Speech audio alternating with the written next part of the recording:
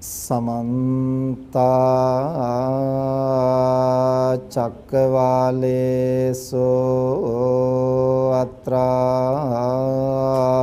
गच्छन्तु देवता सद्धम्मं मुनिराजस् सुनन्तो सग्गमोक्खदं ධම්මස්සවන කාලෝ අයං භදන්තා ධම්මස්සවන කාලෝ අයං භදන්තා ධම්මස්සවන කාලෝ අයං භදන්තා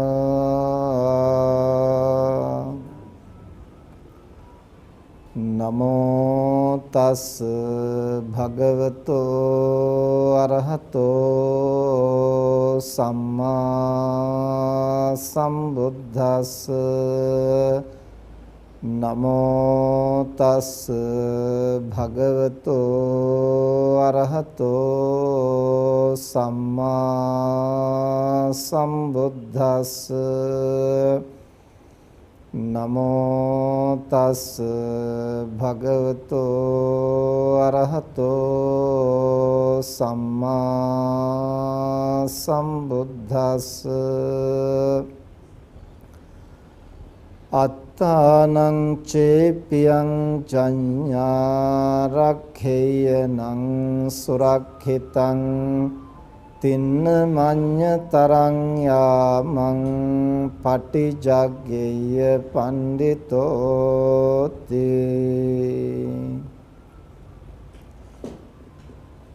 සද්ධාවන්ත පින්නතුනි හැම දිනාම ටික වෙලාවක් ධර්ම ශ්‍රවණය කරන්නට සූදානම් වෙන්නේ අද දවසේ කෙනත් රංගජීව අලුත්ගේ මහත්මයා ඒ වගේම නෝනා මහත්මිය දියණියන් බෑණනුවන් මේ ආදරණීය මෑණියන් වහන්සේ ඒ වගේම දෙපාර්ශ්වයේ සහෝදර සහෝදරියන් ඥාතීන් අසල්වාසීන් මේ සියලු දෙනාම ඒකරාශී වෙලා අද Tamanගේ නිවසේ මෙබඳු ධර්මදේශනාමය පින්කමකුත් හෙට දවසේ දානමය පින්කමකුත් සිද්ධ කරන්නට කටයුතු සම්පාදනය කරගත්තේ මීට තෙමසකට ඉහතදී හදිසියේ මිය පරලව යන්නට යෙදුණු Tamanගේ ආදරණීය පුතණුවන්ට සහෝදරයට ඥාතිවරයට සචින් ධනංජය අලුත්ගේ තරුණ පුතණුවන් සිහිපත් කරලා ඒ පුතණුවන්ට පුණ්‍යානුමෝදනා කිරීමේ මූලික අරමුණ පෙරදරි කරගෙනයි.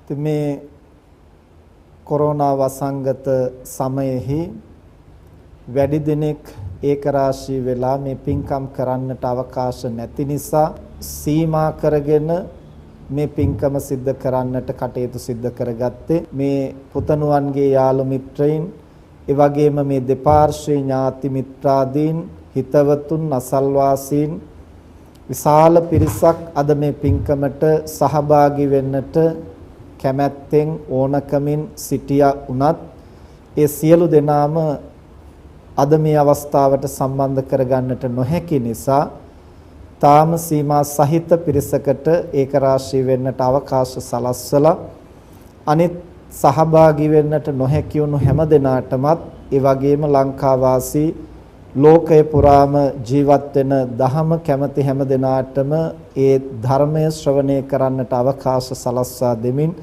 මේ ධර්ම දේශනාව පටිගත කරලා විකාශනය කරමින් හැම දෙනාටම ධර්ම දාණය ලබා දෙන්නට අද කටයුතු කරන්නේ. ඒ සියලු කටයුතු සම්පාදනය කරගෙන මේ සවස් භාගයේ Tamanගේ නිවසේ අද මේ පැවැත්වෙන ධර්ම දේශනාව සඳහා අපට විශේෂයෙන් ආරාධනා කරන්නට යෙදුණා වගේම අපි කැමැත්තෙන්ම මේ දිනයෙහි ධර්ම දේශනාව සඳහා අපි සම්බන්ධ වෙන බව කල්ැතුවම සිහිපත් කළා. ඒකට හේතුව තමයි විශේෂයෙන් කෙනත් රංගජීව අලුත්ගේ මහත්මයා දීර්ඝ කාලයක් අපට භික්ෂුන් වහන්සේ නමක් හැටියට දේශකයන්න් වහන්සේ නමක් හැටියට ලංකාව පුරාම ධර්මදේශනා පවත්වන්නට එතුමාගේ වාහනයෙන් අපිව වැඩම කරවාගෙන යමින් ඊටාම සැලකිල්ලෙන් දීර්ඝ කාලයක් මුළුල්ලේ අදටත් අපි කවර අවස්ථාවක හෝ කතා කළොත් ඒ හැම අවස්ථාවකම කොතෙක් වැඩ කටයුතු තිබුණත් ඒ වෙනුවෙන් බොහොම කැප වෙලා ගෞරවයෙන් ඒ කටයුත්ත සිද්ධ කළා. ලංකාව පුරා බොහෝ දෙනාට අපේ ධර්මදේශනා ශ්‍රවණය කරන්නට අවස්ථාව සලස්වා දෙන්නට එතුමා ඒ සඳහා ගමන් පහසුව සලස්වා දෙමින් සුවිශේෂ දායකත්වයක් දරුවා. ඒ වගේම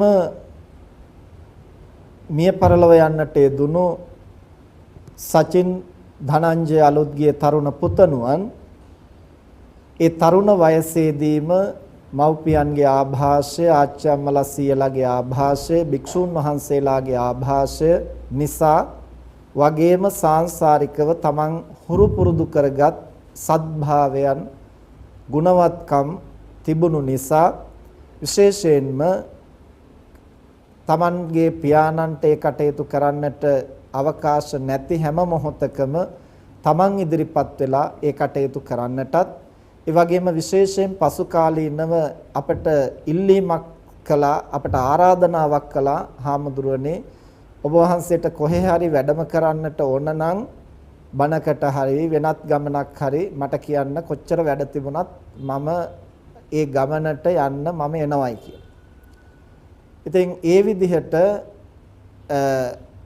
බුදුදහමේ හැඳින්වෙන්නේ බඳු අය පැවරූ දායකයන් හැටියට. පැවරූ දායකයන් කියලා කියන්නේ ඔබ වහන්සේලාට යම් අවශ්‍යතාවයක් වුණොත් අපට සිහිපත් කරන්න කියලා කල්ැතිව ආරාධනාවක් කරලා තියෙන දායකයෝ. එතකොට භික්ෂුන් වහන්සේලාට හැම දෙයක්ම හැම කෙනෙකුටම කියලා ඉල්ලීම් කරන්නට සමහර අවස්ථාවලදී අපහසුයි. එහෙම ඉඩකඩ නැහැ. නමුත් පැවරූ දායකයෙකුට අපට අවශ්‍යතාවයක් වුණොත් මෙබඳු ඕනකමක් මතු වුණොත් අපට සිහිපත් කරන්න කියලා යම් කෙනෙක් ආරාධනාවක් කළොත් එබඳු අවශ්‍යතාවයක් මතු වුණු ඕනම අවස්ථාවක පසුබට නොවි ඒ දායකයන්ට සිහිපත් කරන්නට පුළුවන්කම තියෙනවා. ඉතින් කෙනත් රංගජීව අලුත්ගේ මහත්මයාත් ඒ වගේම මිය පරලොව යන්නට යෙදුණු සචින් ධනංජය අලුත්ගේ පුතණුවනොත් දෙදෙනාම අපේ ජීවිතේ අපට එබඳු ආරාධනාවක් කරලා තිබුණු සුවිශේෂ දෙදෙනෙක්. ඉතින් ඒ නිසා ඒ පුතණුවන්ගේ අභාවයෙන් සද්දින ධර්මදේශනාව සඳහා නායක හාමුදුරුව වැඩම කරන්නට යෙදුණා. 3 මාසයේ ධර්මදේශනාව සඳහා අපි අනිවාර්යෙන් සහභාගී වෙනවා පැමිණෙනවා කියලා අප විසින්ම සිහිපත් කරලා මේ ධර්මදේශනාව සඳහා ආරාධනාව අප විසින් බාර ගන්නට යෙදුණා.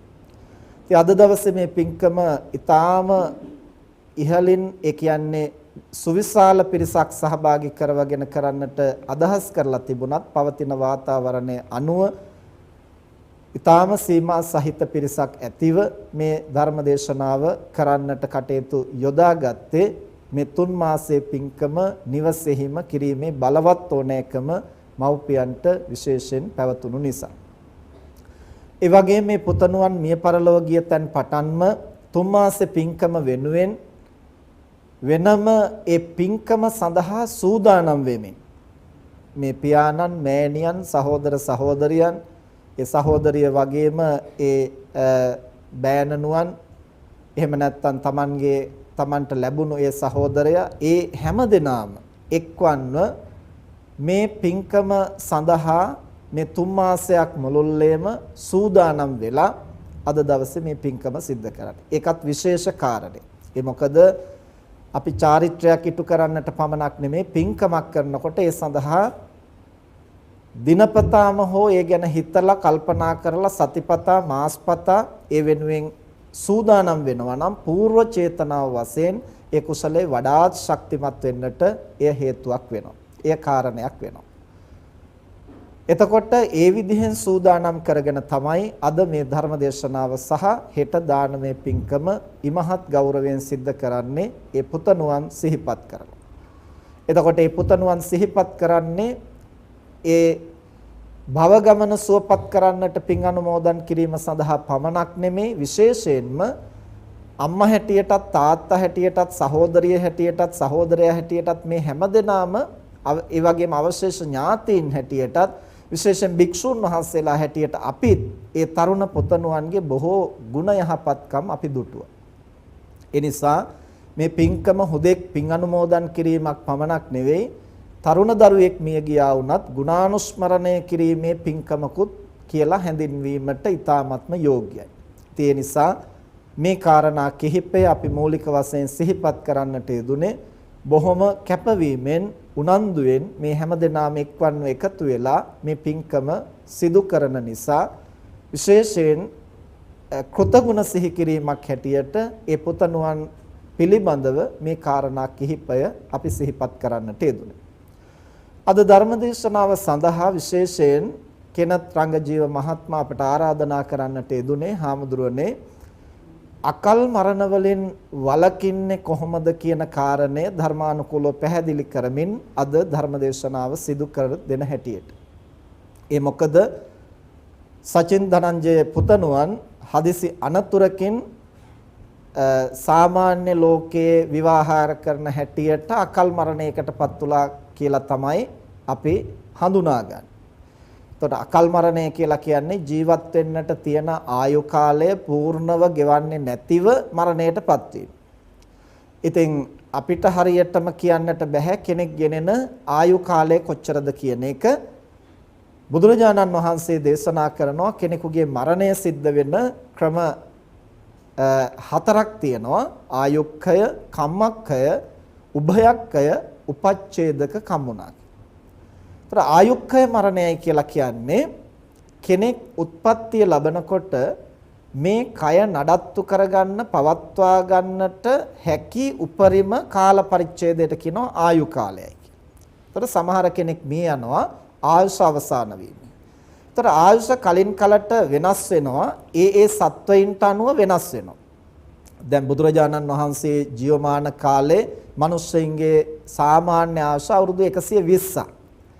උන්වහන්සේ පිරිනුවන් පාලා දැන් වසර 2500කට වැඩි කාලවකවානුවක් ගත වෙනවා. එතකොට මේ කාල පරිච්ඡේදය වෙනකොට මිනිස්සුන්ගේ ලංකාවේ මිනිසුන්ගේ සාමාන්‍ය ආයුෂ අවුරුදු 70ක් 72ක් පමණ අඩු වෙලා තියෙනවා. එතකොට වසර 2500ක් ගත වෙනකොට අද මිනිසුන්ගේ ආයු කාලය වසර 50කින් අඩු වෙලා තියෙනවා. එතකොට එදා කාලේ උපන්න කෙනෙකුට අවුරුදු 120ක් ආයු වින්දනය කරන්නට පුළුවන් වුණාට සාමාන්‍ය ආයු කාලයේ හැටියට ඊට අඩු හෝ වැඩි වෙන්නට පුළුවන් විශේෂ ආකාරය. දැන් ඒ කාලෙත් අවුරුදු 160ක් ජීවත් වෙච්ච වික්ෂුන් වහන්සේලා හිටියා.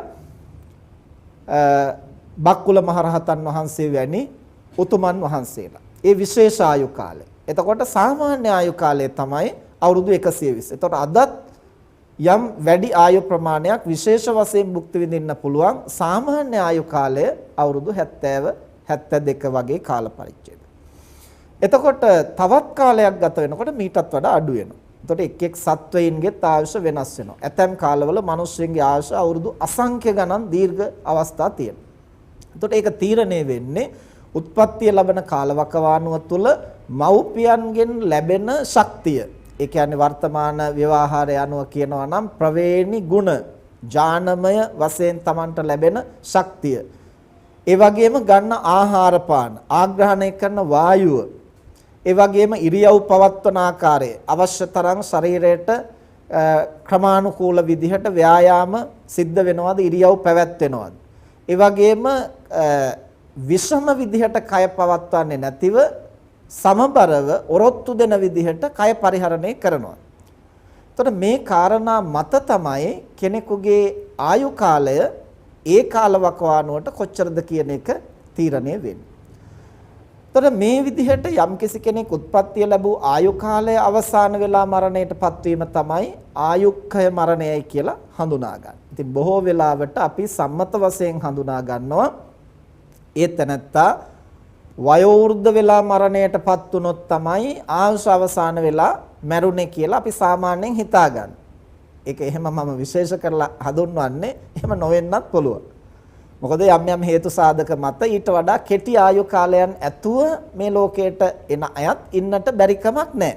ඒක අපිට විනිශ්චය කරන්නට පහසු කාරණයක් නෙමෙයි. ඊළඟට දෙවෙනි කාරණේ තමයි කම්මක්ඛය මරණය. කම්මක්ඛය කියලා කියන්නේ අපි උත්පත්තිය ලබනකොට ඒ උපත සඳහා හේතු වෙන කර්ම ශක්තියේ ප්‍රමාණය. සමහර කෙනෙක් අවුරුදු 20ක් ආයු වින්දනය කරන්නට කර්ම ශක්තිය ඇතුණන් ඉපදුනේ අවුරුදු 20 ඉවර වෙනකොට තව ජීවත් වෙන්න කය නඩත්තු කරන්න පුළුවන්කම තියෙනවා. හැබැයි ගෙනත් තියෙන කර්ම ශක්තිය ඉපමණයි. එහෙමනම් අහෝසි වෙනවා. තව සමහර කෙනෙක් අවුරුදු 100කට කර්ම ශක්තිය අරන් ඇවිත් තියෙනවා නම් අවුරුදු 100ම පවතින්නට පුළුවන්. තව සමහර කෙනෙක් අවුරුදු 5000ක් ජීවත් වෙන්නට පුළුවන් කර්ම ශක්තියක් ඇතුව ඉපදුනත් මේ කාලේ ආයුෂ අවුරුදු 70 75 නම් අර කර්ම ශක්තිය තියෙනවා. හැබැයි ආයුෂ ගෙවෙනකොට මරණයටපත් වෙනවා. ඒතර කර්මය තවම ඉතිරිව තියෙනවා. ආයුෂ ඉවර නිසා මරණයටපත් වෙනවා. සමහර වෙලාවට ආයුෂ තියෙනවා. කර්ම ඉවර වෙලා මරණයටපත් වෙනවා. මේ දෙකම එකවර ඉවර වෙලත් මරණයටපත් වෙනවා. ඊටාම කලාතුරකින්. ඒක අපිට හඳුනා ගන්නට පහසු නෑ. ඊටාම කලාතුරකින් ආයුෂත් ඉවර වෙලා කර්ම ශක්තියත් ඡය වෙලා දෙකෙහිම අහෝසි වීමෙන් මරණයටපත් වෙන්න පුළුවන්. එය හඳුන්වන උභයක්ඛය මරණය. ආශ කර්ම දෙකම ඡය වෙලා. හතරවෙනි අවස්ථාව තමයි උපච්ඡේදක මරණය. උපච්ඡේදක මරණයයි කියලා කියන්නේ ආයුෂක් තියෙනවා, කර්ම ශක්තියක් තියෙනවා. නමුත් අමතර කර්ම වේගයක් මතුවීම නිසා හෝ වෙනත් හේතුවක් මතුවීම නිසා මරණයටපත් වෙනවා. එතකොට ජීවත් වෙන්නට ආයු කාලයක් තියෙනවා, කර්ම ශක්තියක් තියෙනවා. අතරතුරදී ජීවිතය අහෝසි වෙනවා. දැන් මෙහෙම කියනකොටම බෞද්ධ හැටියට අපට සිහිපත් වෙන්නේ අකාලේ මැරෙන්නේ නම් අකුසලයෙන් තමයි කියලා. එහෙම නියමයක් නැහැ. ධර්මානුකූලව අපට කියන්නට බෑ කෙනෙක් යම් ආයු කාලයක් තියෙද්දි අතරතුර මේ යන්නේ අකුසල කර්මයෙන්මයි කියලා කියන්න බෑ. ධර්මෙහි පැහැදිලි කරනවා උපච්ඡේදක කර්ම හැටියට මතුවෙන්න පුළුවන් කුසල කර්ම. කුසල කර්මේනොත් අකල් මරණ සිද්ධ වෙන්නට පුළුවන්. අකුසල කර්මේනොත් අකල් මරණ සිද්ධ වෙන්නට පුළුවන්. ඒ කියන්නේ කර්මය ජනක කර්ම, උපස්තම්භක කර්ම, උපපීලක කර්ම, උපඝාතක කර්ම කියලා මේ දරුවෝ දහම් පාසල් යන කාලේ පවා ඉගෙනගෙන තියෙනවා. එතකොට ජනක කර්ම කියලා කියන්නේ අපිට උත්පත්තිය ලබා දෙන්නට හේතු වෙන කර්මය. ඊළඟට උපස්තම්භක කර්ම කියලා කියන්නේ ඉපදුනාට පස්සේ සුවෙන් දිගු කලක් ජීවත් වෙන්නට උදව් කරන කර්ම. දීර්ඝ කාලයක් ජීවත් වෙන්නට උදව් කරන කර්ම. බොහෝ කොට කුසල කර්ම තමයි එහෙම උපකාර වෙන්නේ. හැබැයි අකුසලයෙන් උපන්නා වූ සත්වයකට සමහර විට අකුසල කර්මයක් උපස්තම්භක වෙන්නට පුළුවන් වැඩි කාලයක් දිගු කල ජීවත් වෙන්න. එතකොට කුසලයෙන් උපන් කෙනෙකුට බොහෝ කොට කුසල කර්මය තමයි උපස්තම්භක වෙන්නේ සුවපත්ව දිගු කලක් ජීවිතේ පවත්වන. ඊළඟට උපපීලක කර්ම කියලා කියන්නේ ලැබූ ආත්ම භාවයට පීඩා කරන කර්ම. එතකොට උත්පත්ති ලබා දීපු කර්ම ශක්තිය වෙනයි. හැබැයි අමතර යම් කර්ම මතුවෙලා ජීවිතේ යම් පීඩා ඇති කරනවා. ලෙඩ දුක් ඇති කරනවා, දුබල කරනවා, අංග විකල කරනවා. ඒ වගේම විවිධ අපහසුතා ඇති කරලා නිന്ദා ඇති කරනවා, අපවාද ඇති කරනවා, ඔත්පල කරනවා, හදිසි අනතුරු කරලා අංග විකල කරනවා. මෙහෙම නොයෙක් දේවල් වලින් පීඩා කරනවා. හැබැයි ආශ්‍රවින්දනය කරනවා, පීඩා කරනවා. ඒ කර්ම හඳුන්වනවා උපපීලක කර්ම. ඊළඟට හතරවෙනි අවස්ථාව හඳුන්වන්නේ උපඝාතක කර්ම කියලා. සම්පූර්ණයෙන් ආශ තිබුණා වුණත් කර්මය තිබුණා වුණත් වහාම ජීවිතය අහෝසි කරනවා. එතකොට එහෙම ජීවිතය අහෝසි කරන්නට අකුසල කර්මත් හේතු වෙන්නට පුළුවන්. සාංශාරික වශයෙන් අපි අතින් සිද්ධ වෙච්ච ප්‍රාණඝාත අකුසල ආදිය. ප්‍රාණඝාත අකුසලය තමයි ප්‍රධාන වශයෙන්ම අකුසලයක් හැටියට උපඝාතක කර්මයක් වෙන්නේ. ඉතින් ප්‍රාණඝාත අකුසල නොකරපු කෙනෙක් අපිට කවුරුවත් හොයාගන්න බෑ. සසර ගමනේ ඕන නැහැ. අපිට මේ ජීවිතේ කවුද සත්තු මරලා නැත්තේ කියලා ඇහුවොත් පැවිදි වෙලා ඉන්න මටවත් එහෙම කියන්න බෑ. මොකද අපි ඉපදිච්ච ගමන් මහාන වුණා නෙමෙයි. පැවිදි වෙනකන් අපේ ජීවිතවල අපි අතිනොත් පොඩි සත්තු මැරිලා තියෙනවා. ඒතකොට අපි කාටවත් කියන්න බෑ මම ප්‍රාණඝාතය කරලා නැහැ කියලා. මනුෂ්‍ය ඝාතන කරලා නැති වෙන්නට පුළුවන්. ඒ වගේම බරපතල සත්තු මරලා නැති වෙන්නට පුළුවන්. හැබැයි අපි හැම කෙනෙක් අතින්ම යම් ප්‍රමාණයක ප්‍රාණඝාත අකුසල් සිද්ධ වෙලා තියෙනවා. එතකොට ඒ අකුසල් ඕනම මොහොතක ඉස්මතු වුණොත් අපේ ජීවිත අකාලයේ තොර කරන්නට යම් භවයක උපකාර වෙන්නට පුළුවන් උපඝාතක කර්මයක් හැටියට. සමහර විට කුසල කර්මත් ඒ විදිහට ජීවිතය අකාලේ අහෝසි කරන්න පුළුවන්. අකාලය කියන එකෙන් අදහස් කරන්නේ ආයුෂක් තියනවා, කර්මයක් තියනවා, තව කලක් ජීවත් වෙන්න පුළුවන් වහාම ජීවිතය අහෝසි කරනවා. ඒකේ බඳු අවස්ථාවලද ඒවා හරිය ප්‍රවේශමෙන් අපි තේරුම් ගන්නට ඕන. අපිට 100%ක්ම මෙහෙමයි කියලා පැහැදිලි කරගන්නට පහසු නැහැ. සමහර වෙලාවට කෙනෙකුට මේ ජීවිතය ගත කරනවට වඩා ප්‍රබල විදිහට සැප විපාක විඳින්නට සුදුසු ප්‍රබල කුසල කර්මයක් ඉස්මතු වෙනවා. එහෙම ඉස්මතු වෙනකොට තව දුරටත් මේ පවත්වාගෙන යන ජීවිතේ ඒ විදිහට පවත්වාගෙන යන්නට යෝග්‍ය නැහැ. ඇයි? ප්‍රබල කුසල කර්මය ඔහුට විපාක දිය යුතුයි. හැබැයි ඒක විපාක දෙන්නට මේ පවතින වාතාවරණය යෝග්‍ය නැහැ. යෝග්‍ය නැති වෙනකොට වහා ජීවිතය අහෝසි වෙන්නට පුළුවන්. ඊට ප්‍රබල තැනක ජන්මලාභය ලබන්න.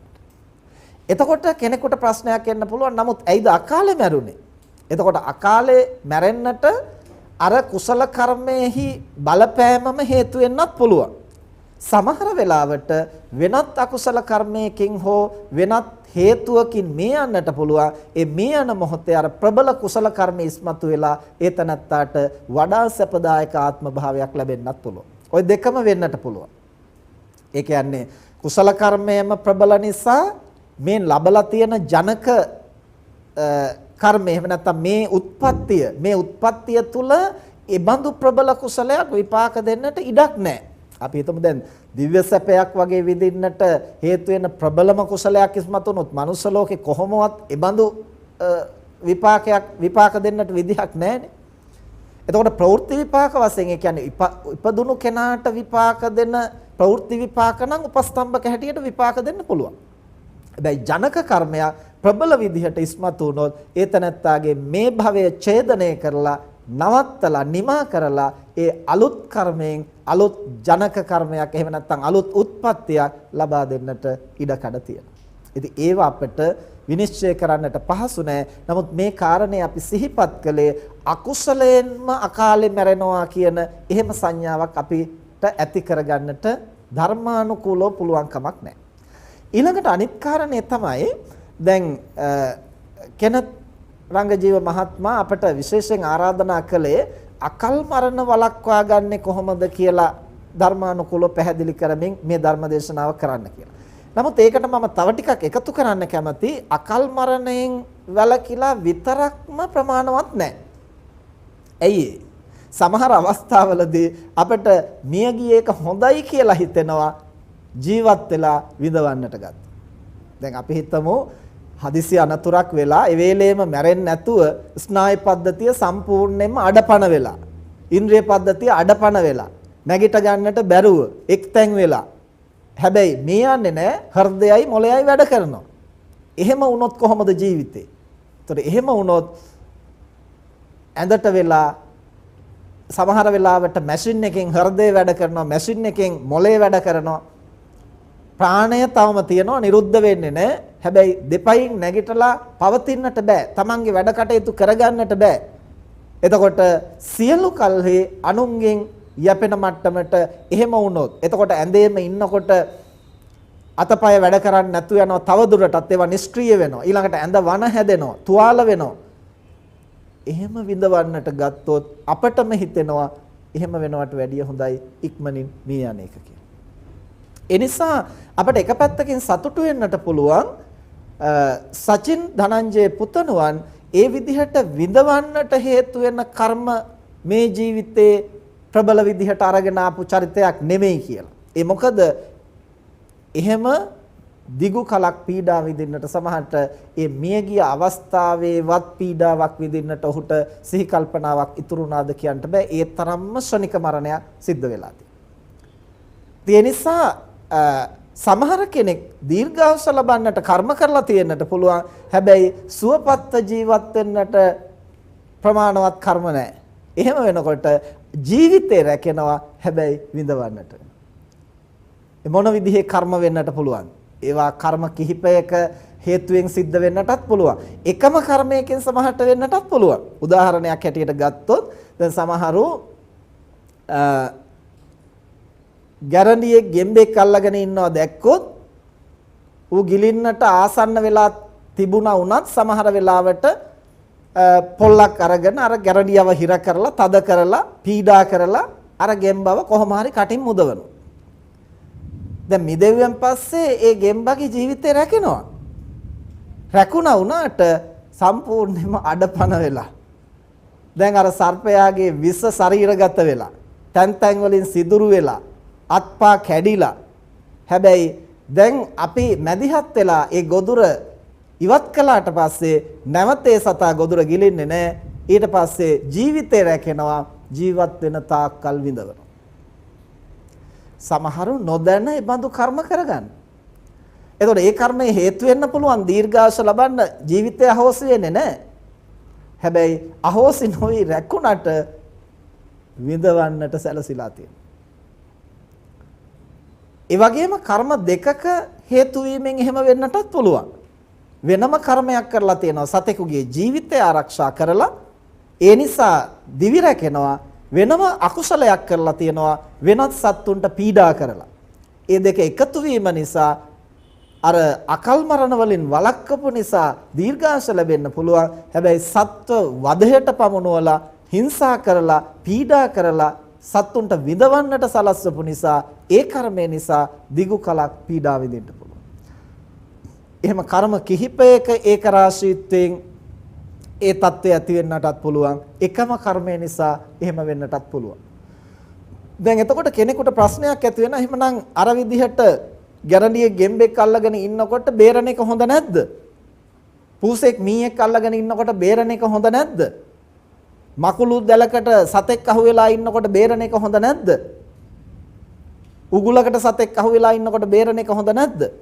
සතෙකුගේ දිවි රකින්න එක හැම පැත්තෙම හොඳයි. හැබැයි අපි මතක තියාගන්නට ඕන මේ ලෝකේ ලෝක ධර්මතාවයකුත් තියෙනවා. කොටියා සත්තු මරාගෙන තමයි කාලා ජීවත් වෙන්නේ. එතකොට මකුළුවා සත්තු අල්ලගෙන යුස උරාගෙන බීලා තමයි ජීවත් වෙන්නේ.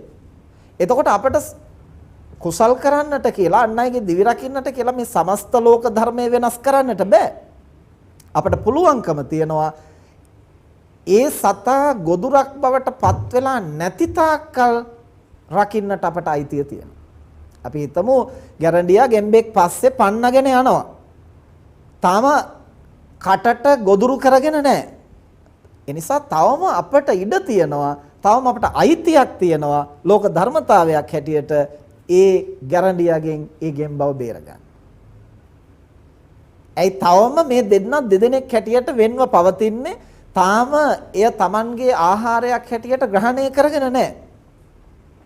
ඒ වගේම තාම අඩපණ වෙලා නැහැ. තාම ගොදුරු කරගෙන නැහැ. නිසා තවම අපිට ඉඩ තියෙනවා ඒ සතාගේ දිවි රකින්නට. හැබැයි ග්‍රහණය කරගත්තට පස්සේ අල්ලගත්තට පස්සේ එතනින් එහාට එය ඒ සතාගේ ආහාරයයි. එතකොට ජීවිතේ රකින්නට යනකොට ජීවිතේ රැකෙන්න පුළුවන්. හැබැයි අර සතාගේ ආහාරය අහිමි කිරීමේ යම් කර්මයක් අනිත් පැත්තෙන් සිද්ධ වෙනවා. මේ සතා දත් පහරවල් වැදිලා විස ශරීරගත වෙලා අඩපණ වෙලා ජීවිතේ රැක්කා වුණත් සදාකාලිකවම විඳවනවා. ඒ බඳු කර්මයකටත් Tamanට අතපවන්නට සිද්ධ වෙනවා.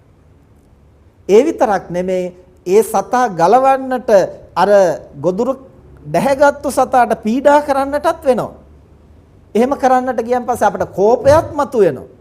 ඊට පස්සේ කෝපයේ ද්වේෂය නිසා අර දැහැගෙන ඉන්න ගොදුර කෙරෙහි එක්තරා අනුකම්පාවක් ඇති වෙනවා. ඒක කරුණාවක් කියලා කියන්නට බෑ, අනුකම්පාවක්. අනුකම්පාවක් කියන්නේ ඒ සතා විඳින පීඩාවත් එක්ක අපට යම් කම්පනයක් ඇති වෙනවා. අපේ මනසට රිදුමක් ඇති වෙනවා. මට ඒක බලා ඉන්න බැරි වෙනවා. මට අමාරුවක් ඇති වෙනවා. එතකොට අපි මේ බේරන්න හදන්නේ මගේ අමාරුව සංසිඳව ගන්න. මගේ පීඩාව දුරු කරගන්න. ඒ සතා අමුමේ ගොදුරු කරන එක, ගිලින එක, බලා ඉන්න එක, ඒක දැකලා නිහඬ වෙන්න එක, ඒක දැකලා නිශ්ශබ්දව ගියොත් මගේ සිත මට චෝදනා කරනවා ඇයිද අර සතාව බේරුවේ නැත්තේ කියලා. එතකොට මම නිකන් වරදක් කළා වගේ හැඟීමක් එනවා. එතකොට මගේ වරදකාරී හැඟීමෙන් මිදෙන්න, මගේ චිත්ත පීඩාවෙන් මිදෙන්න, මගේ මානසික කම්පණයෙන් මිදෙන්නට මම උත්සාහ කරනවා අර සතාව බේරන්න බැරි වෙනකොට ඒ ගොදුර දැහැගෙන ඉන්න සතා කෙරෙහි කෝපයෙන්, ද්වේෂයෙන් ඒ සතාටත් සමහරට හිංසා කරනවා. එතකොට කුසලයක් කියලා හිතාගෙන කරන්නට ගිහිලා කර්ම ගොන්නකට අත ගහ ගන්නවා ඇතැම් අවස්ථාවල. එතකොට ඒ බඳු කර්ම විපාක විඳිනකොට සමහර වෙලාවට ජීවිතේ රැකෙන්නට පුළුවන් අර විදිහට ප්‍රශ්න ගොඩක පැටලෙන්නට පුළුවන්. ඒ නිසා අපි කුසල් කරනකොට ඒ කුසලය નિවරදිව දැනගෙන කරන්නට ඕන. ඒ නිසා දිවි රැකීම පමණක් ප්‍රමාණවත් වෙන්නේ නැහැ. ඒ ජීවත් වෙනවා නම් නිදුක්ව නිරෝගීව සුවපත්ව ජීවත් වීම අත්‍යවශ්‍ය කාරණා. ජීවත් වෙනවා නම් දීර්ඝාස ලැබෙනවා නම් ඒ දීර්ඝාස ලැබෙන්න ඕන නැත්තේ නිරෝගී බවත් එක්ක.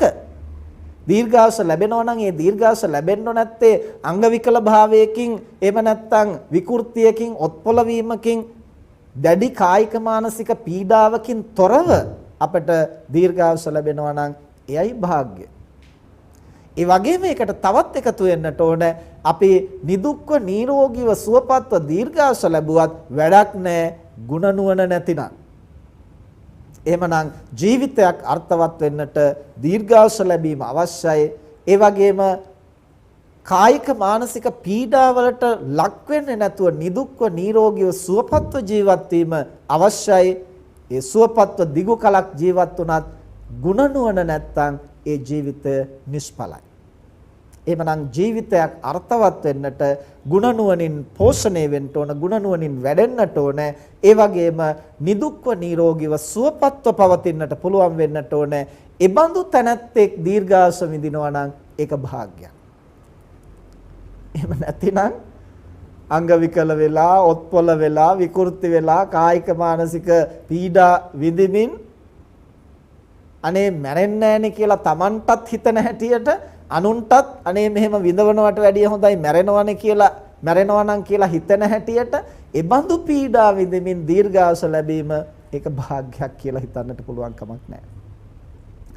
ඒ වගේම සුවපත්ව දීර්ඝාස ලැබමින් ශක්තිමත්ව ඉන්නවා ගුණධමයක් නැතිව, ප්‍රඥාවක් නැතිව ඒ පවත්වා ගන්නා දිගුකල් පවත්වන ජීවිතයෙන් අනුන්ට කරන්නේ අනර්ථයක් නම්, තමන් කරගන්නේ අකුසල් නම්, අපරාධ නම්, තමන්ටත් ලෝකෙටත් අවැඩදායකේ ජීවිතය දිගු කලක් පවතිනවට වැඩිය භාග්‍යයක් ඉක්මනින් මේ ලෝකෙන් නික්ම යන්නේක. එයින් තමනුත් යම් ප්‍රමාණයකට සුරක්ෂිත වෙනවා, අනුනුත් යම් ප්‍රමාණයකට සුරක්ෂිත වෙනවා. තමන් සුරක්ෂිත නොවුනත් අඩුතරමින් අනුන්වත් සුරක්ෂිත වෙනවා. ඒ නිසා දීර්ඝායු සම්පන්න බව භාග්‍යයක් වෙන්නේ, ඒ වටිනා කාරණයක් වෙන්නේ, වටිනා සාධකයක් වෙන්නේ මෙන්න මේ කියන කාරණා සමග මුසු වුණොත් පමණයි. ඒ කියන්නේ ගුණ නුවණින් යුක්ත සත්පුරුෂයෙකුට නිදුක්ව නිරෝගීව සුවපත්ව දිගු කලක් ආයු වින්දනය කරන්නට පුළුවන් නම් එය මහත් වූ භාග්‍යයක්.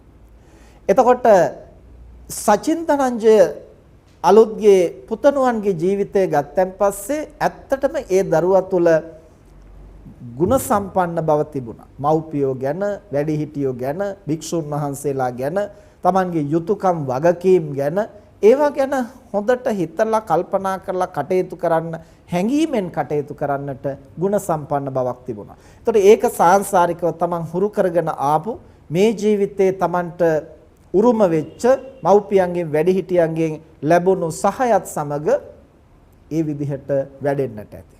එතකොට ඒ බඳු කෙනෙක් දිගු කලක් ජීවත් වුණා නම් ඒක වටිනවා. එතකොට ඒ වගේම යම්කිසි ප්‍රඥාවකින් යුක්තව තමනුත් රැකිලා අන් අයත් රැක ගන්නට තමන්ට ඉඩකඩ තිබුණු හැම ආකාරයෙන්ම ක්‍රියාත්මක වෙන්නට ඒ දරුවා තරුණ වියේදීම උත්සාහවත් වුණා. යම්කිසි ලෞකික ප්‍රඥාවක් ඇතුව. ඒ නිසා ඒ බඳු කෙනෙක් දිගු කලක් ජීවත් වුණා නම් ඒක භාග්‍යයි. නමුත් අපි එහෙම හිතුවා වුණාට ඒ දරුවා ගෙනාපු ආයු කාලය එපමණ නම්, එහෙම නැත්නම් කර්ම ශක්තිය එපමණ නම්, එහෙම නැත්නම් ආයුෂයි කර්මයයි තව කොතෙක් තිබුණා වුණත් ඊට වඩා ප්‍රබල කුසල කර්මයක් හෝ අකුසල කර්මයක් ඉස්මතු වුණා නම් අපි මොන විදිහෙන් තීරණය කළා වුණත් එය අර්ථ සම්පන්න නැහැ. ඒ නිසා අපට කරන්නට පුළුවන් හොඳම දේ තමයි මේ මව්පියන් සහ මේ ඥාතීන් මේ සිද්ධ කරන්න වගේ ඒ පුතණුවන්ට සසර ගමනේ ඒ ගුණ සම්පන්න බව, ඒ ප්‍රඥාව දියුණු කරගන්නටත්, එසේ දියුණු කරගෙන නිදුක්ව නිරෝගීව සුවපත්ව ආරක්ෂා සම්පත්තිය ඇතිව දිගු කලක් ජීවත් වෙන්නට සුදුසු කුසල් කරලා අපට අනුමෝදන් කරන්නට පුළුවන් නම් ඒ පුතණුවන්ටත් වටිනවා, තම තමන්ටත් වටිනවා. ඇයිද තම තමන්ටත් වටිනවා කියලා කිව්වේ? ඒ දරුවාට විතරක් නෙමේ, අපි ඕනම කෙනෙකුට අකල් මරණ පැමිණෙන්නට පුළුවන්. අපි ඕනම කෙනෙකුගේ ජීවිතය අකාලේ විනාශ වෙන්නට පුළුවන්. කුමක් නිසාද? ඒ සඳහා හේතු අප්‍රමාණව අපි වටා පවතී.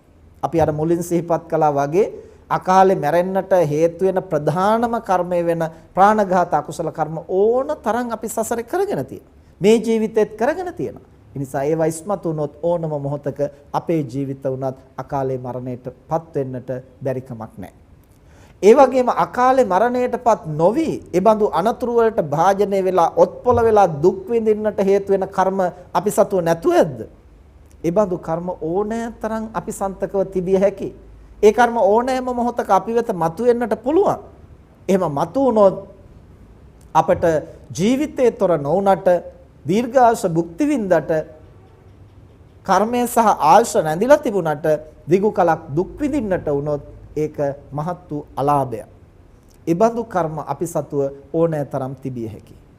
ඒ නිසා මේ ගත කරන මනුෂ්‍ය ජීවිතය තුළ අකල් මරණ වලින් වළකින්නටත් ඒ වගේම රෝගීව ඔත්පලව පීඩා විඳින්නට හේතු වෙන යම් කර්ම තියෙනවා නම් ඒවා යටපත් කරගන්නටත් සුදුසු කුසල් දහම් ප්‍රඥාවෙන් සිද්ධ කිරීම විශේෂයෙන් වැදගත් වෙනවා. හැබැයි ඒ බඳු කුසල් කරපු පමණටම අපට ගුණ නුවණ අවදි වෙන්නේ නැහැ. ගුණ නුවණ අවදි වෙන්නට පින්කම් කරපු පමණටම එය සම්පූර්ණ වෙන්නේ නැහැ. දැන් සමහරු හිතනවා පින්කම් කරගත්තන් පස්සේ අකුසල් යට කරන්නට පුළුවන්, ජීවිතේ සුවපත් කරගන්න පුළුවන්, හැම පැත්තක්ම අංග සම්පූර්ණයි කියලා හිතනවා. පින්කම් කළාම කුසල් කළාම නෑ පින්නතුනි. පින්කම් කළයි කියලා හැම පැත්තක්ම සම්පූර්ණ වෙන්නේ නෑ. ගුණය සහ නුවණ පුරුදු පුහුණු කරන්න ඕන. එතකොට ගුණය සහ නුවණ අවදි වෙන්නේ අවස්ථාවෝචිතව මෙත්තාව, කරුණාව, මුදිතාව, උපේක්ෂාව, පරෝපකාරය, පරිත්‍යාගය, මං විතරක් නෙමෙයි අනිත් අයත් හොඳින් ඉන්නට ඕනේ. මගේ ශක්ති ප්‍රමාණයෙන් ඒ අයගේ යහපත පිණිස මම ක්‍රියා කරන්නට ඕනේ. මේ මානුෂීය ආකල්ප වැඩෙන්න තමයි අපි තුල ගුණවත්කම් අවදි වෙන්නේ. නුවණ කියලා කියන්නේ මොකක්ද? නුවණ කියලා කියන්නේ හේතුව ඵලය, කුසලය අකුසලය, යහපත අයහපත, කල යුත්ත නොකල යුත්ත නිවැරදිව හඳුනාගෙන වෙන්කොටගෙන ක්‍රියා කරන්න පුළුවන් හැකියාව. තවත් විදිහකින් කියනවා නම් යහපත් වූ පරමාර්ථයක් සාධනය කරගන්නට සිතුවිලි, වචන, ක්‍රියා සහ පාරිසරික සාධක කෙසේ හසුරුවා ගත යුතුද කියන දැක්ම. යම් යහපත් පරමාර්ථයක් ඉටු කරගන්න අපේ සිතුවිලි අපි කොහොමද හසුරවන්නේ? අපේ වචනේ කොහොමද හසුරවන්නේ? ක්‍රියාව කොහොමද හසුරවන්නේ? බාහිර සාධක කොහොමද හසුරවන්නේ? බාහිර සාධක කියුවෙන් පස්සේ තමන්ගෙන් පරිබාහිරව සියල්ල, බිරිඳ, සැමියා, දරුවා, අම්මා තාත්තා, ගේ දොර, ඉඩකඩම්, යාන වාහන, පරිසරය, සබාදහම්, මේ හැම දෙයක්. එතකොට අදාළ පරමාර්ථය සාධනය කරගන්නට මේ සාධක කොහොමද අපි හසුරවගන්නේ? ඒක තමයි ප්‍රඥාව. එතකොට ඒවා පින්කම් කරපු පමණට ලැබෙන්නේ නැහැ. ඒ පින්කම උනත් ඥාන සම්පන්නව කරන්න පුළුවන් නම්, ඥාන සංප්‍රයුක්තව කරන්නට පුළුවන් නම් එතකොටයි ප්‍රඥාව වැඩෙන්නේ. අනිත් කරන හැම කටයුත්තක්ම අපි නිවැරදිව තේරුම් අරගෙන එසේ ප්‍රඥාවෙන් හසුරුවා ගන්නට පුළුවන් නම් ඒ ප්‍රමාණයට තමයි සසර ගමනේ අපිට ප්‍රඥාව දියුණු කරගන්න පුළුවන් වෙන්නේ. ඒ නිසා පින් දහම් කිරීම, කුසල් දහම් කිරීමත් අවශ්‍යයි. ගුණ නුවණ දියුණු කර ගැනීම, පුහුණු කර ගැනීම අපිට මිනිස්සෙක් හැටියට මේ ජීවිතය අත්‍යවශ්‍යයි. අද ධර්ම දේශනාවේ ප්‍රධාන මාතෘකාව හැටියට අපි සිහිපත් කළේ අකල් මරණ වලින් අපි වළකින්නට කුමක් කළ යුතුද? අකල් මරණ වලින් වළකින්නට නම් අකල් මරණ ඇති වෙන්නේ කුමක් නිසාද කියලා අපි සොයන්නට ඕනේ. ඒ සඳහා ප්‍රධාන හේතු දෙකක් අපි සිහිපත් කළා. අකුසල කර්ම සහ කුසල කර්ම. එතකොට කුසල කර්ම ඉදිරිපත් වෙලා කාලේ මරණයටපත් වෙනවා නම් ඉතින් ඒක 아무තුවෙන් වළක්වන්න යන්න ඕන නැහැ. මොකද ඒකෙන් අයහපතක් වෙන්නේ නැහැනේ. ඒක අවාසනාවක් නෙමෙයිනේ. ජීවත්ව ඉන්න අයට ඒක පීඩාවක් වෙන්නට පුළුවන්. දැන් සමහර වෙලාවට සචින් පුතණුවන් තමන්ගේ සසර ගමනේ කරන ලද ප්‍රබල කුසල කර්මයක් ඉස්මතු වීම නිසා සැනකින් ජීවිතය අහෝසි කරලා යහපත් වූ ඊට වඩා ප්‍රබල සැප ඇති ජනක කර්මයක් මතුවෙලා එබඳු තැනක උත්පත්තිය ලබන්නට ඇති. හැබැයි එහෙම වුණාට ඒකේ මව්පියන්ට ඇති වෙන පීඩාව, සහෝදර සහෝදරියන්ට ඇති වෙන පීඩාව, ඥාතීන්ට ඇති වෙන පීඩාව ඒකෙන් අඩු වෙන්නේ නැහැ. ඒ වගේම අපි තේරුම් ගන්නට ඕනේ ඒ දරුවා මිය ගිය නිසා මව්පියන්ට, සහෝදර සහෝදරියන්ට, ඥාතීන්ට පීඩාව ඇති වුණත් නෙමෙයි. ඒ පීඩාව ඇති වෙන්නේ අපි ඒ කාරණේ පිළිබඳව සිතන විදිහ මතයි අපට සිත් ඇවුල් ඇති වෙන්නේ. ඒතර ඒ දරුවාගේ සසර ගමන තීරණය වෙන්නේ ඔහු සසර ගෙනෙන ලද කුසල අකුසල කර්ම ශක්තියෙන් සහ භව පුරුදු ගුණ නුවණ ඒ ප්‍රමාණය අනුව. ඉතින් ඒ නිසා අපට කොයිම වෙලාවකවත් නිශ්චයකට යන්නට එපා ඒ අකල් මරණයට ගොදුරු උනේ අකුසල කර්මයකින්මයි කියන ඒ නිෂ්ඨාවට යන්නට අපි සුදුසු නැහැ. කුසල කර්මයෙන්ුත් ඒ සිද්ධ වෙන්නට පුළුවන්. ඒ නිසා කුසල කර්මයකින් ජීවිතය අහෝසි වෙලා ඊට වඩා සැප ඇති යහපත් ආත්ම භාවයක් ලබනවා නම් එය සසර ගමනේ අලාභයක් හෝ පාඩුවක් හෝ නොවේ.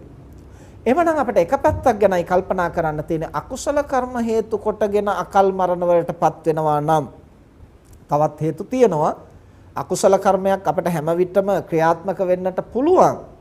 හැබැයි එය ක්‍රියාත්මක වෙන්නට විවිධ හේතු සාධක මතුවෙන්නට පුළුවන්. ඒ නිසා බුදුරජාණන් වහන්සේ දේශනා කරනවා හැමදේම කර්මය මතම සිද්ධ වෙනවයි කියලා තීරණය කරන්න බෑ. හැබැයි කර්මය ප්‍රධාන සාධකයක්. ඒ නිසා සාංශාරික වශයෙන් අපි සතුව තියෙන අකුසල කර්මයේ ප්‍රබලත්වය නිසා ඉස්මතු වෙලා එන්නටත් පුළුවන්. හැබැයි කර්මය තරම් ප්‍රබල නැහැ.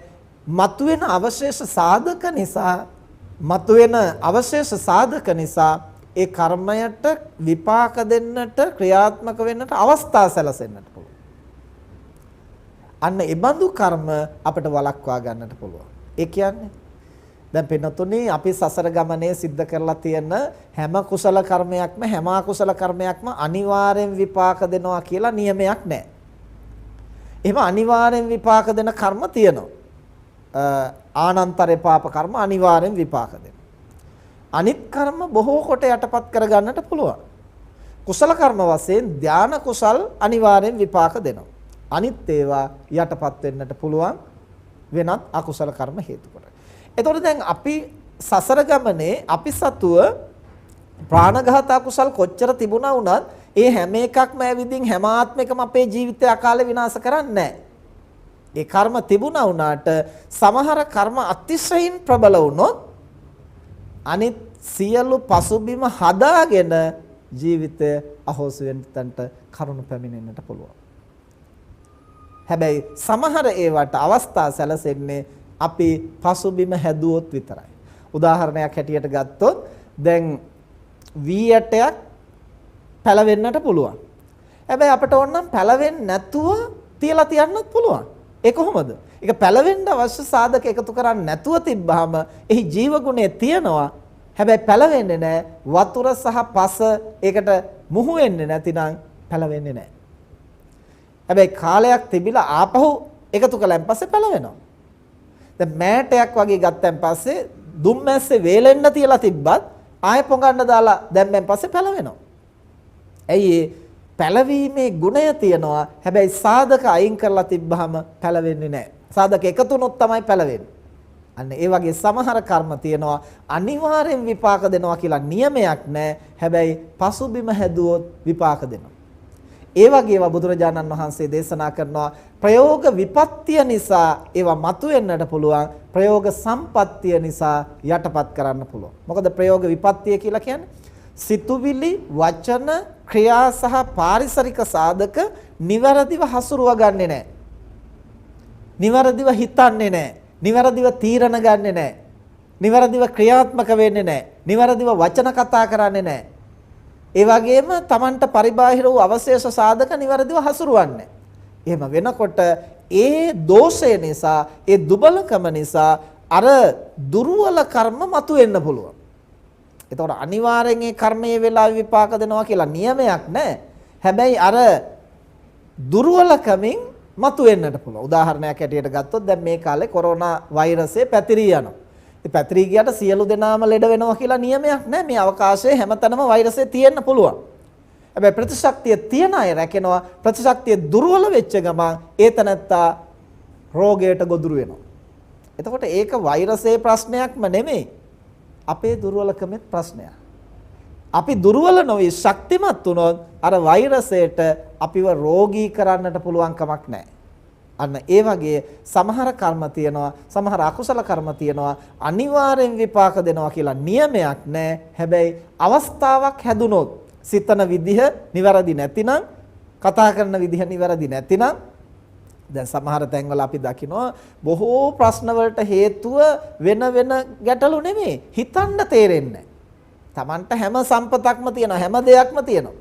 හැබැයි සැමියා ගැන බිරිඳ සැක කරනවා. එතකොට හැමතිස්සෙම චිත්ත පීඩාවක්. බිරිඳ ගැන සැමියා සැක කරනවා. එතකොට හැමතිස්සෙම චිත්ත පීඩාවක්. එතකොට මේ මුළු ජීවිත කාලෙම මේ පවුල අර්බුදයක, ගැටුමක, සිත් ඇවුලක, වේදනාවක. ඇයි මේ? වෙන මොකක්වත් හේතු නිසා නෙමේ, නිවැරදිව හිතන්න තේරෙන්නේ. ඊළඟ සමහරවිට නිවැරදිව කතා කරන්න තේරෙන්නේ නැහැ. එතකොට වචන පිට කළොත් ආවේගකාරීව, වචන පිට කරොත් අනිත් කෙනාට රිදෙන විදිහට, ඇනෙන විදිහට, පීඩා වෙන විදිහට, ඒ වගේම ගැටෙන විදිහට. ඒතර හැම තිස්සෙම ගැටුම්. ඒ වෙන හේතුවක් නිසා නෙමෙයි, කතා කරන්න දන්නේ නැහැ. සමහර තැන්වල හැම සම්පතම තියෙන ඔක්කොම නැති කරගන්නවා, විනාශ කරගන්නවා. ඒවා පරිහරණය කරන්න තේරෙන්නේ නැහැ. දැන් මේ රටේ වැඩිපුර මිනිස්සු දුප්පත් වෙලා තියෙන්නේ ඇයිද කියලා බැලුවොත් සම්පත් නැතිකම නිසා නෙමෙයි, තියෙන දේ පාවිච්චි කරන්න තේරෙන්නේ නැහැ. කළමනාකරණය කරගන්න තේරෙන්නේ. භික්ෂුන් වහන්සේලා සම්බන්ධ වුණත් එහෙමයි. දැන් අවුරුදු 7ක් මුළුල්ලේ අපි දුෂ්කර විහාරස්ථාන සංවර්ධනය කරන්නට කටයුතු කළා. ඒ වැඩි ගිහිල්ලා බැලුවෙන් පස්සේ සම්පත් අඩුකම නිසාවත්, මිනිස්සු සත්පුරුෂෝ නැතිකම නිසාවත්, දායකයෝ අඩුකම නිසාවත් නෙමෙයි. තේරෙන්නේ නැහැ, කළමනාකරණය කරගෙන මහජනය එකතු කරගෙන වැඩක් කරන්න තේරෙන්නේ නැහැ. ඒතර ක්‍රියාත්මක වීමේ දුර්වලකම්. ඊළඟට තියෙන සම්පත් નિවරදිව හසුරුවා ගැනීමේ දුර්වලකම්. එහෙම වෙනකොට කුසල් මතුවෙන්නට ඉඩක් නැහැ. මතුවෙන්නේ පරිහානිය තමයි. අකුසලයේ තමයි මතුවෙන්නේ, දුක වේදනාව තමයි මතුවෙන්නේ. එතකොට හැම අකුසලයක්ම අනිවාර්යෙන් විපාක දෙනවා කියලා නියමයක් නැහැ. අර විදිහට දුර්වල තැන් මතුවනොත් ඒන් ක්‍රියාත්මක වෙන්නට පුළුවන්. ඒ නිසා බුදුරජාණන් වහන්සේ දේශනා කරන ප්‍රයෝග සම්පත්තිය තුළින් අපට අකල් මරණ වළක්වා ගන්නට පුළුවන්, ජීවිතයේ දිගු කලක් රැක ගන්න පුළුවන්. ඒ කියන්නේ නිවැරදිව හිතන්න පුළුවන් නම්, හිතිච්ච පමණටම ක්‍රියාත්මක නොවි. එතකොට මට බයිසිකලයක් ගන්නම ඕන කියලා හිතිච්ච පමණටම ගන්න එක සුදුසුද? මට මුහුදේ නාන්න යන්නම ඕන, හිතුණු පමණටම යන එක සුදුසුද? මට මේ ඇල්ලෙන් පහලට බහින්නම ඕන, මට මේ ප්‍රපාතයට මොකක් හරි එල්ලිලා පනින්නම ඕන. එතකොට මෙහෙම හිතිච්ච පමණටම, Tamanට හැඟුණු විදිහටම ඒ තමන්ගේ සිතැඟි වලට වහල් නොවි Tamanට ඉවසිල්ලේ කල්පනා කරලා ඒවා සැලසුම් කරගන්නට පුළුවන් නම් ඒ චින්තනයේ නිර්වද්‍යභාවයේ, චින්තනයේ කලමනාකරණය නිසා අපිට බොහෝ විපත් වළක්වා ගන්න පුළුවන්. හදිසි අනතුරු, අකල් විපත්, අකල් මරණ අපිට වළක්වා ගන්නට පුළුවන්. ඒක වෙන කෙනෙකුට කරන්න බෑ. ඒක කරන්න පුළුවන් Tamanට. ඊළඟට Taman කතා කරන විදිහ නිවැරදිව හසුරුව ගන්න පුළුවන් නම්, දැන් සමහර මිනිස්සු, කපටි මිනිස්සු ඇවිදින් කතාවේ දක්ෂතාවය නිසා අනිත් ළඟ තියෙන ඔක්කොම අරගෙන යනවා. කපටිකමෙන්. හැබැයි සමහරු බොහොම සද්භාවයෙන් පින්කමකට ඇවිල්ලා ඉල්ලනවා. ඒ ඉල්ලන හැටියට මොකක්වත් දෙන්න හිතෙන්නේ නැහැ, බැනලා පන්න ගන්න හිතෙන. මේ ඉල්ලන්නේ හොඳ දෙයකට, යහපතකට, පින්කමකට. නමුත් ඒ ඉල්ලන විදිහට දෙන්න හිතෙන්නේ. අර කපටි මිනිස්සු, කෛරාටිකයෝ, අසත්පුරුෂයෝ පින්කමකට හොඳ දෙයකට නෙමෙයි ලෝකේ රවට්ටලා අරගෙන යනවා. ඇයි? මේ මිනිස්සු දක්ෂ විදිහට කතා කරන්නට දක්ෂ නිසා. මේ විදිහට වචනය හසුරුවන විදිහත් එක්කලා, ඒ කියන්නේ කපටි විදිහට වචනය හසුරුවන්න කියන එක නෙමෙයි. අපිට යහපත සඳහා වචනය નિවරදිව හසුරුවන්න පුළුවන්. අනේකාගේ සිත් රිදවීමෙන් 아무තු ලාභයක් සිද්ධ වෙන්නේ නැහනේ. අනේකා වරදින් මුදව ගන්න සිත රිදෙව්වත් කමක් නැහැ. හැබැයි ඒ සිත රිදවීම නිසා අර්බුදයක් නම් ගැටුමක් නම් ඇති වෙන්නේ. එතන සිත් රිදවන්න නැතුව සිත සැනසෙන විදිහට, මොලොක් විදිහට අපිට කතා කරන්න පුළුවන් නම් බොහෝ ගැටුම් අවම කරගන්නට පුළුවන්. අර බහිම්බස් වෙලා පිහිය ඇනුන් යන එක, මරා ගන්න එක අපිට වළක්වන්නට පුළුවන්. ඒ නිසා බොහෝ ගැටුම් නිර්මාණය වෙලා අකල් මරණ වලටපත් වෙන්නට වචනේ નિවරදිව හසුරුවා ගන්න බැරි. ඊළඟට ක්‍රියාව નિවරදිව හසුරුවා ගන්න බැරි එක. ඊළඟට පරිසර සාධක નિවරදිව හසුරුවා ගන්න බැරි එක. එතකොට වාහනයක් පදවනවා නම් ඒ පදවන වාහනය Tamanට හසුරුවා ගන්න පුළුවන් මට්ටමද? එතකොට ඒ පිළිබඳව Taman දැනුවත්ද? එතකොට ඒක Tamanගේ පාලනයෙන් තොර වෙනවද? පාලනය තුල තියනවද? එතකොට ඒවා පිළිබඳව Taman හැඟීමෙන් ඉක්ම ගිය ගමන් අනතුරු වෙන්න තියෙන ඉඩ කඩ වැඩි. අකල් මරණ සිද්ධ වෙන්නට තියෙන ඉඩ කඩ වැඩි. ඒ නිසා අවශේෂ සාධක අපි කොහොමද හසුරුවන්නේ? මේ විදිහට බුදුරජාණන් වහන්සේ දේශනා කරනවා ප්‍රධාන වශයෙන් සිතුවිලි, වචන, ක්‍රියා සහ පාරිසරික සාධක නිවැරදිව සිහි බුද්ධියෙන් ප්‍රඥාවෙන් හසුරුවා ගන්නට පුළුවන් නම් ඒ ප්‍රමාණයට අපට අකුසල් යටපත් කරලා අකල් විපත්, දුක් විපත් වළක්වාගෙන ජීවිතය සුරක්ෂිත කරන්න පුළුවන්. ඒක පැත්ත. අනිත් එක තමයි අකල් විපත් වලට, අකල් මරණ වලට, දුක් විපත් වලට හේතු වෙන්නට හැකි අකුසල කර්ම යටපත් කරන්නට සුදුසු කුසල කර්ම සිද්ධ කිරීම. ඒ මොන වගේද? ප්‍රධාන වශයෙන් අන් අයගේ ජීවිත රැකීම. અભේදානමය කුසලය. અભේදාන කුසලය කියනකොට අර මම මුලින් කිව්ව කාරණේ ගැන විශේෂයෙන් සැලකිලිමත් වෙන්න ඕන. සත්තුන්ගේ ජීවිත රකින්න ඕන.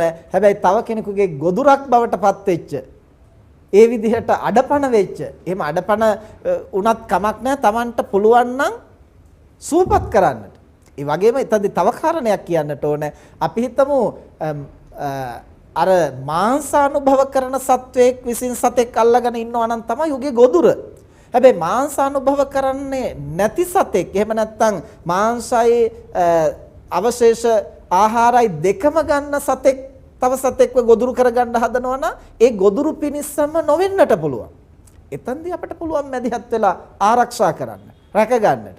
හැබැයි එතනදී උනත් අංග විකල වෙලා නම්, අබ්බගාත වෙලා නම්, අඩපණ වෙලා නම් ඒ ජීවිතය සුවපත් කරන්නටත් කටයුතු කරන්න පුළුවන් නම් තමයි ඒ කුසලය අංග සම්පූර්ණ වෙන්නේ. එහෙම නැති වුණොත් දිවි රැකීමේ කුසලය තියෙනවා.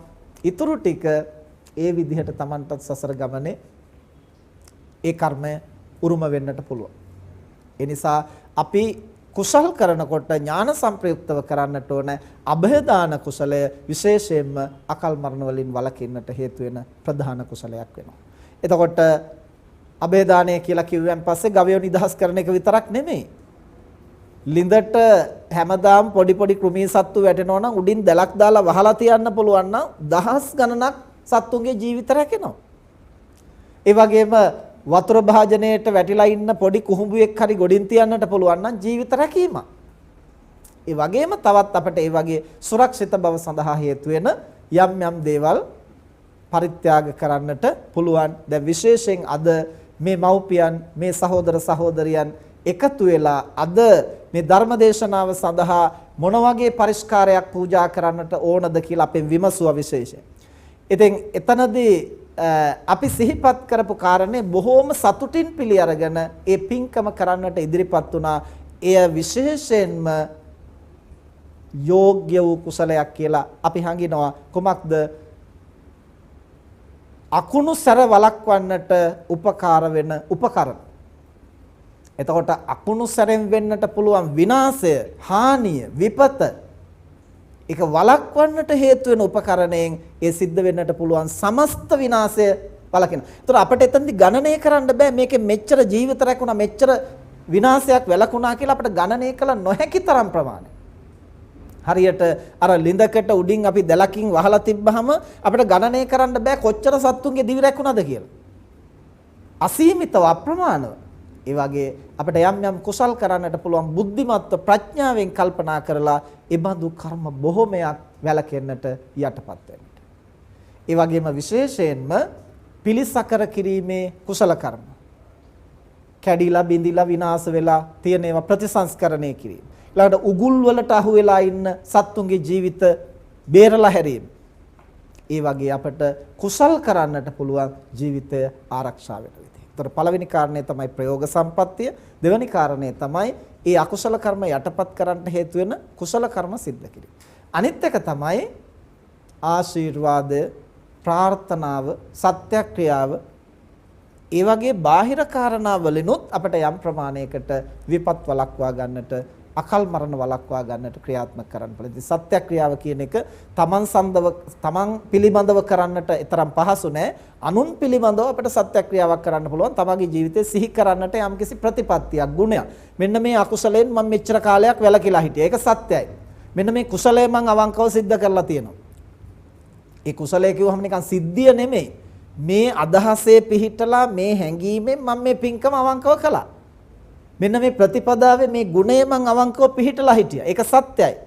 මෙහෙම අපිට සිහි කරලා කරන්නට පුළුවන් නම්, අදිෂ්ඨාන කරන්නට පුළුවන් නම් ඒ සත්‍ය බලයෙන් මේ විපත වළකින්නට කියලා අනුන්ගේ යහපත පිණිස අපිට සත්‍යක්‍රියා කරන්න පුළුවන්. ඒ වගේම ප්‍රාර්ථනා, අදිෂ්ඨාන තමන් වෙනුවෙන් උනත් කරගන්නට පුළුවන්. යම් යම් කුසල් දහම් සිද්ධ කරලා තියෙනවා නම් ඒ කුසලයේ සිහි කරලා අදිෂ්ඨානයක් ඇති කරගන්න. යම් යම් කුසල් සිද්ධ කරලා ඒ කුසලයේ සිහි කරලා ප්‍රාර්ථනාවක් ඇති කරගන්නවා මතු නිවන් දකින ආත්ම භාවය දක්වා අකල් මරණ වලටපත් නොවෙන්නට මට මේ කුසලයේ හේතු වෙයි. ඒතර මේ ප්‍රාර්ථනාවෙන් කරන්නේ කුසලයේ තීව්‍ර කරනවා. අදාළ ඉලක්කයට හරියටම යොමු කරනවා. අපි කරන කුසල් දහමුත් යට වෙන්නට පුළුවන් වෙනත් අකුසල් වලින්. අපි අර මුලින් කිව්ව අකුසල් යට කරන්න පුළුවන් කුසල් වලින්, කුසල් යට කරන්න පුළුවන් අකුසල් වලින්. ඒතර අපි කරලා තියෙන කුසල් දහම් සමහර අකුසල් වලින් යට වෙන්න පුළුවන්. හැබැයි ප්‍රාර්ථනාවක් කරලා හරියට ඉලක්කගත කළොත් ඒ කුසලයේ යටපත් වෙන්නේ නැහැ. ඒක ඒ පැතුමත් එක්කලා ඉස්මතු වෙනවා. යම් අදිෂ්ඨානයක් කළොත් ඒ අදිෂ්ඨානයත් එක්කලා ඉස්මතු වෙනවා.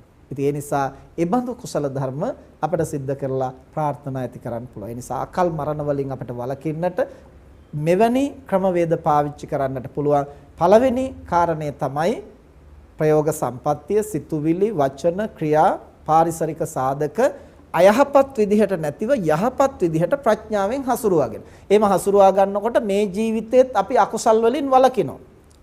ඒ වගේම සාංශාරිකව අපි අතින් සිද්ධ වෙලා තියෙන අකුසල කර්ම වලින් වළකින්න, විපත් වළක්වා ගන්න, දුක් වළක්වා ගන්න, අකල් මරණ වළක්වා ගන්න ඒ ප්‍රධානම සාධකයක් වෙනවා. දෙවෙනි කාරණය තමයි ඒ අකුසල කර්ම යටපත් කරන්න සුදුසු කුසල කර්ම ඥාන සම්ප්‍රයුක්තව සිද්ධ කිරීම. තුන්වෙනි කාරණය තමයි ප්‍රාර්ථනා, අදිෂ්ඨාන, සත්‍යක්‍රියා වැනි ඒබඳු කරුණු වලින් අපට බොහෝ දුරට ඒබඳු විපත් වළක්වා ගන්නට පුළුවන්. ඉතින් මේ විදිහට යම්කිසි කෙනෙකුට ප්‍රඥාව අවදි කරගෙන, ගුණය අවදි කරගෙන කටයුතු කරන්නට පුළුවන් නම් සසර උපනුපන්න ආත්ම භාවයන්හි ගුණ නුවණ ඇතුව උපදින්නට හේතු වෙනවා. අකල් මරණ වලින් වළකින්නට, දීර්ඝායුෂ ලබන්නට හේතු වෙන කුසල් කරාම, අබය දාන වැනි කුසල් කරාම දීර්ඝායු සම්පන්නිය ලැබෙනවා. අර දුක් විපත් වළක්වන්නට සුදුසු විදිහේ කුසල් කළාම ඒ කියන්නේ තමන් ජීවිතයක් රකින්නවා නම් ඒ ජීවිතය අංග විකල වෙන්න කලින්, විනාශ වෙන්නට කලින් ආරක්ෂා කිරීම. ඊළඟට එහෙම විනාශ වෙච්ච සතෙක්, අබ්බගාත වෙච්ච, අංග විකල වෙච්ච සතෙක් අපට හමු වුණොත් ඒ බඳු අයට ප්‍රතිකාර කිරීම, ඒ බඳු මිනිස්සෙක් හමු වුණොත් ඒගොල්ලන්ට සුවපත් වෙන්නට උදව් කිරීම, ඒගොල්ලන්ට අවශ්‍ය උපකරණ අරන් දීම, කකුලක් නැත්තම් කකුලක් අරන් දීම, අතක් නැත්තම් අත්වාරුවක් අරන් දීම, අවශේෂ අංග ප්‍රත්‍යංගවල ඌනතාවයක් තියෙනවා නම් අපට දෙන්න බැරි නම් වෙන කෙනෙක් ලවා හරි දෙන්න සැලැස්වීම, ඒවට අවශ්‍ය ප්‍රතිකාර කිරීම, මේ ආදී වශයෙන් අපට දීර්ඝායුෂ පමණක් නෙමේ ඒ ආයු වින්දනය කරන තාක්කල් උපපීලක කර්ම ඉස්මතු නොවි, ඒ කියන්නේ පීඩා නොවිඳ උපස්තම්භක වෙන සුදුසු කුසල කර්ම මතු කරගන්නට නුවණින් කල්පනා කරලා පින්කම් කරන්නට පුළුවන්. ඒ නිසා දීර්ඝායුෂ ලැබෙන කුසල් දහම් ජීවිතයේ සුවපත් වෙන කුසල් දහම් වගේම ගුණ නුවණ දියුණු කරගන්නට සිත පුහුණු කිරීම කියන මේ කාරණා එක්ව ජීවිතේ ප්‍රගුණ කළොත් අපට උපනුපන් ආත්ම භාවවල නිදුක්ව නිරෝගීව සුවපත්ව ගුණ නුවණින් යුක්තව දිගු කලක් ජීවත් වෙන්නට මඟ තනා ගන්නට පුළුවන්. සාද දවසේ හැම දිනාටම ඒ මඟ පෙන්වා දෙමින් ධර්මදේශනා සිදු කරලා හැම දිනාටම දහම් අසන්නට අවස්ථාව සලස්වා දීලා තම තමන් ධර්ම ශ්‍රවණය කරලා විශේෂයෙන්ම ඒ අකුණු වලින් පැමිණෙන ඒ අකුණු සර වළක්වන්නට හේතු වෙන උපකරණ ආදිය පූජා කරලා මේ නොඑක ආකාරයෙන් සිද්ධ කරගන්නා සියලු කුසල් ලෝසසුන් රක්නා දෙවියෝ සතුටින් අනුමෝදන් වෙත්වා. තෙමසකට ඉහතදී හදිසි අනතුරකින් මේ යන්නට එදුණු සචින් ධනංජය අලුත්ගේ පුතණුවන් ඇතුළු මියගිය සියලු ඥාතීන් සතුටින් අනුමෝදන් වෙත්වා. දෙවියන්ටත් ඥාතීන්ටත් ඔබ අප හැම දිනාටමත් බුදු පසේ බුදු මහරහතන් වහන්සේ නිවී සැනසී පැමිණ වදාළ උතුම් නිවනින් සැනසීම පිණිසම හේතු වේවා කියලා ප්‍රාර්ථනා කරන්න. ආකාසට්ඨා ච භුම්මට්ඨා දේවා නාග මහිද්దికා පුඤ්ඤන්තං අනුමෝදිත්වා චිරං රක්ඛන්තු ශාසනං ආකාසට්ඨා ච භුම්මට්ඨා දේවා නාග මහිද්దికා පුඤ්ඤන්තං අනුමෝදිත්වා චිරං රක්ඛන්තු දේශනං ආකාසට්ඨා ච භුම්මට්ඨා දේවා නාග මහිද්దికා පුඤ්ඤන්තං අනුමෝදිත්වා චිරං රක්ඛන්තු ත්වං සදා. බුද්ධං සරණං ගච්ඡාමි ධම්මං සරණං ගච්ඡාමි සංඝං සරණං ගච්ඡාමි බුද්ධං සරණං ගච්ඡාමි. අද දවසේ කෙනත් රංගජීව අලුත්ගේ මහත්මයා ඒ වගේම නෝනා මහත්මිය දියණියන් බෑණනුවන් ඒ වගේම මේ ආදරණීය මෑණියන් වහන්සේ දෙපාර්ශ්වයේම සහෝදර ඥාති හිත මිත්‍රාදීන් අසල්වාසීන් හැමදෙනාම මේක රාශී වෙලා අද දවසේ මේ බඳු පින්කමක් සිද්ධ කරන්නට යෙදුනේ මීට තෙමසකට ඉහතදී හදිසි අනතුරකින් මිය පරලොව යන්නට යෙදුණු සචින් ධනංජය අලුත්ගේ තරුණ පුතණුවන් සිහිපත් කරලා ඒ දරුවට පුණ්‍යානුමෝදනා කිරීමේ අරමුණ පෙරදරි කරගෙනයි. ඒ නිමිති කොටගෙන හැම දිනාටම දහම් අසන්නට අවස්ථාව සලස්වා දීම ධර්ම දානමය පින්කමක්. ඒ ප්‍රඥාව දියුණු කරගන්නට ධර්මඥානය දියුණු කරගන්නට හේතු වෙනවා. තම තමන් ධර්ම ශ්‍රවණය කිරීමත් ප්‍රඥාව දියුණු වෙන මහ පින්කමක්. ධර්ම පරිස්කාර වශයෙන් ඒ අකුණු සැර වළක්වන උපකරණ පූජා කිරීම විශේෂයෙන් ආරක්ෂා සම්පත්තිය ලැබෙන අකල් මරණ වලින් ජීවිතය සුරක්ෂිත කරන්නට හේතු වෙන නිවන් දකින ආත්ම භාවයේ දක්වා බාහිර උවදුරු වලින් කය රැක ගන්නටත් ඒ වගේම මානසික ක්ලේශ උවදුරු වලින් මිත්‍යා දෘෂ්ටියෙන් අසත් ධර්මයෙන් තම තමන්ගේ සිත් සතන් ආරක්ෂා කරගෙන සුවසේ ගුණ නුවණ වඩන්නටත් හේතු වෙන මහ පිංකමක්. අෂ්ට පරිස්කාර පූජා කිරීමත් ආරක්ෂා සම්පත්තිය ලැබෙන ගුණ නුවණ දියුණු කරගන්නට හේතු වෙන මහ පිංකමක්. සම්බුදු සසුනේ පිහිට රැකවරණය ලබන්නට ඒ කුසලයේ හේතු වෙනවා. ඒ වගේම මුතු කුඩා ආදී පූජා කිරීමත් ආරක්ෂා සම්පත්තිය ලැබෙන මහ පිංකමක්. ඒ වගේම වටාපත් ආදී පූජා කිරීම කාය පීඩා චිත්ත පීඩා දුරු කරගන්නට හේතු වෙන පිංකමක්. අවශේෂ සිවුරු පිරිකර ආදී පූජා කිරීමත් ආරක්ෂා සම්පත්තිය සහ ගුණ සම්පත්තිය ලබන්නට හේතු වෙන මහ පිංකමක්. දහත් ගිලන්පස උණුපැන්න ආදී පූජා කිරීම නිරෝගී සම්පත්තිය ලැබෙන පිංකමක්. දේශකයන් වහන්සේට සද්ධර්මයට ගරු කිරීම වශයෙන් පාදෝවනේ පාවඩ එලීම අසුන් පැනවීම මණ්ඩප තැනීම සැරසීම ආදී මේ නොඑක ආකාරයෙන් සද්ධර්මයට මහා සංඝරත්නයට ගරු බුහුමන් දැක්වීම අන් අයගේ ගරු බුහුමන් ලබන්නට අනතිමානීව ගුණ නුවණ දියුණු කරන්නට හේතු වෙන මහා පිංකම මේ ਸਰව ප්‍රකාරයෙන් සිද්ධ කරගත්තා වූ සියලුම කුසල් මීට තෙමස්සකට ඉහතදී මිය පරලොව යන්නට යෙදුණු සචින් ධනංජය අලුත්ගේ තරුණ පුතණුවන් ඇතුළු මේ හැම දිනාගේම පරම්පරාවල මිය පරලොව යන්නට යෙදුණු සියලුම ඥාති හිත මිත්‍රාදීන් සතුටින් අනුමෝදන් වෙත්වා. ඒ හැම දිනාගේම භව ගමන සුවපත් කරගනිත්වා. කිසියම් ආත්ම භාවයකදීවත් අකල් මරණාදීකට ගොදුරු නොවි නිරෝගී සම්පත්තිය, ආරක්ෂා සම්පත්තිය, දීර්ඝායු සම්පත්තිය, ගුණ නුවණ ලබා සුවසේ පාරමී දහම් සපුරාගෙන ප්‍රාර්ථනීය බෝධියකින් සුවසේ නිවන් අවබෝධ කරන්නට ඒ හැම දිනාටම මේ කුසල් හේතු වේවා කියලා ප්‍රාර්ථනා කරා. ලෝකය සම්බුද්ධ ශාසනය ආරක්ෂා කරන, පින්නතුන් ආරක්ෂා කරන ඉන්ද්‍රාදී සියලු පින් කැමැති දෙවි දේවතාවෝ, දේව මාතාවෝ මේ කුසල් දහම් සතුටින් අනුමෝදන් වෙත්වා. දෙවියන්ගේ දිවයිසුරු සම්පත් වර්ධනය කරගනිත්වා. සම්බුද්ධ ශාසනයත් මනුෂ්‍ය වර්ගයාත් চিරාත් කාලයක් එහෙන් ආරක්ෂා කෙරෙත්වා. දෙවියෝත් ප්‍රාර්ථනීය බෝධියකින් නිවන් දකිත්වා කියලා ප්‍රාර්ථනා කරන්.